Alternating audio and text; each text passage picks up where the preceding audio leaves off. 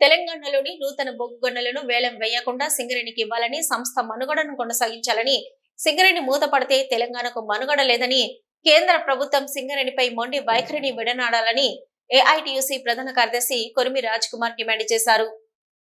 Godavarikhani GM కార్యాలయం వద్ద జరుగుతున్న 3వ రోజు రిలే నిరాహార దీక్షల్లో పాల్గొన్న జీడీకే-2A ఏరియా వర్క్షాప్ కార్మికులకు, ఉద్యోగులకు దండలు వేసి బుధవారం దీక్షలను ప్రారంభించారు. ఈ సందర్భంగా రాజ్ కుమార్ మాట్లాడుతూ, తెలంగాణలోని గోదావరి పరివాహక ప్రాంతంలో ఉన్న బొగ్గు గనులను సింగరేణికే ఇవ్వాలని నాటి నైజాం ప్రభుత్వం రాసిచ్చిందని ఆయన అన్నారు. నాటి నుంచి 2014 వరకు సింగరేణిలో నూతన గనులను సంస్థ చేపట్టిందని, 2015లో కేంద్ర ప్రభుత్వం ఎంఎండిఆర్ చట్టాన్ని మార్చడం ద్వారా దేశంలోని గనులను వేలం వేయడం జరిగిందని, దీనివల్ల తెలంగాణలో ఉన్న నూతన గనులు సింగరేణికి దక్కక ఇంకో 10 సంవత్సరాల్లో మూతపడే ప్రమాదం ఉందని ఆయన పేర్కొన్నారు.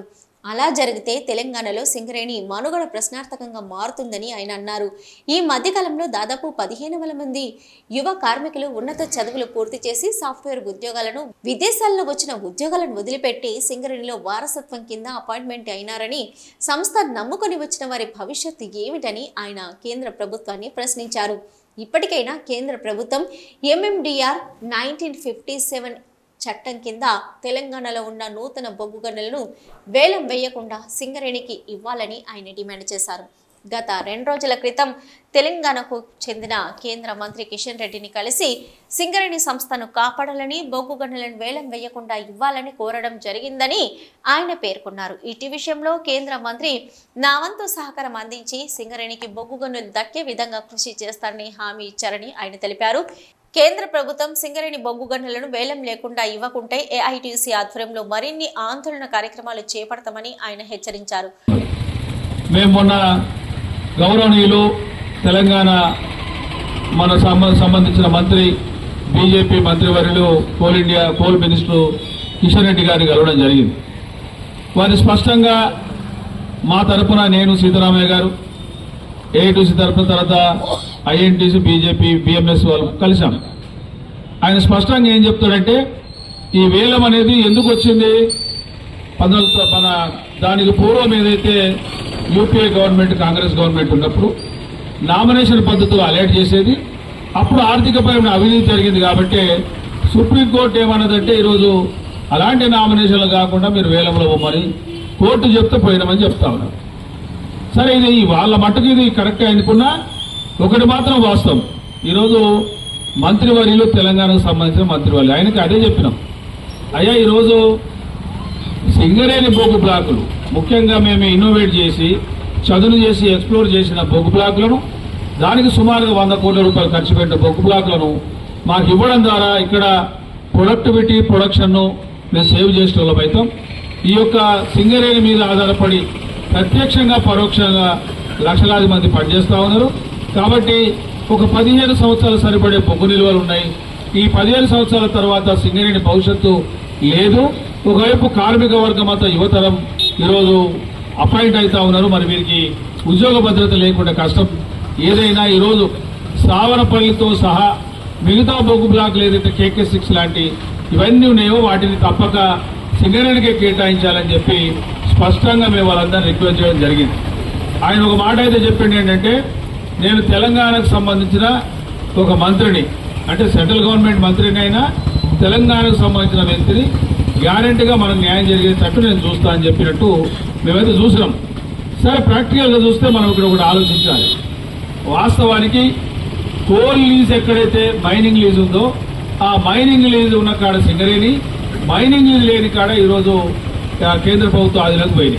మరి మైనింగ్ లీజ్ ఎందుకయ్యా అంటే, ఆనాడు సింగరేణి మేనేజ్మెంట్ ఒక నిర్ణయం తీసుకునేది, అనవసరంగా ఉన్న భూమికి డబ్బులు కట్టడం ఎందుకు. 2015కు పూర్వం చెప్తా ఉన్నాను నేను, అనవసరంగా మన భూమే ఇది, బొగ్గు బ్లాక్, బొగ్గు ఉన్నది అక్కడ, కానీ అనవసరంగా ఇప్పుడు దానికి రాయల్టీ ఎందుకు మనం కట్టాలి గవర్నమెంట్గా అని చెప్పి ఈరోజు కంప్లీట్గా ఆ ల్యాండ్స్ అన్నింటినీ ప్రభుత్వానికి అప్పచెప్పిన సందర్భాన్ని మనం గుర్తుపెట్టుకోవాలి. అది కింద జరగకపోతే కేవలం 1,00,000, 2 లక్షలు, 2 కోట్లు కడితే భారం అనుకుంటే ఈరోజు మొదటి కేసులు వచ్చే పరిస్థితి వచ్చింది. అందుకనే మైనింగ్ లీజ్ లేని ప్రాంతాలన్నీ ఈరోజు కేంద్ర ప్రభుత్వం పోయినాయి.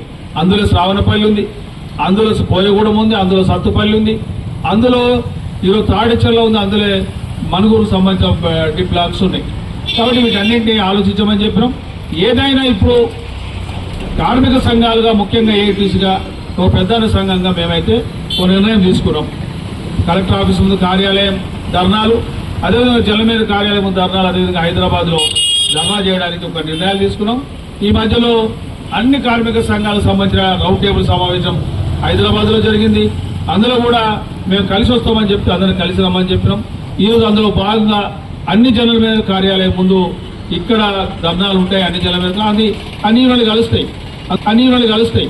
అందులో అగ్రభాగాన ఏఐటీసీ ఉంటుంది. మూడో రోజు రిలే నిరాహార దీక్షల్లో కూర్చున్న వారిలో ఏఐటీసీ నాయకులు Dontha Sayanna, SK Sohail, pit secretary P Nagendra Kumar, నాయకులు కారంపొడి వెంకన్న, పెరక రమేష్, ఎర్రవెల్లి రాజయ్య, బండారి శ్రీనివాస్తో పాటు 70 మంది ఉన్నారు. ఇంకా ఈ కార్యక్రమంలో ఏఐటీయూసీ కేంద్ర కార్యదర్శి కవ్వంపల్లి స్వామి, ఆర్జీవన్ బ్రాంచ్ కార్యదర్శి ఆరేలి పోషం, సిపిఐ జిల్లా మాజీ కార్యదర్శి గౌతమ్ గోవర్ధన్తో పాటు నాయకులు మున్నాల లక్ష్మీనారాయణ, జరిపోతుల దేవయ్య, దాసరి శ్రీనివాస్, ఆఫీస్ కార్యదర్శి తోడుపునూరి రమేష్ కుమార్ తదితరులు పాల్గొన్నారు. సిటీ న్యూస్ లో ఇప్పుడు ఒక short break.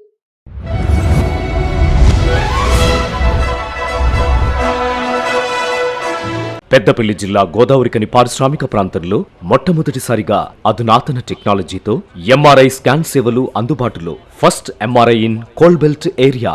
Krishna MRI scan centre 24 గంటలు ఎమర్జెన్సీ సర్వీస్.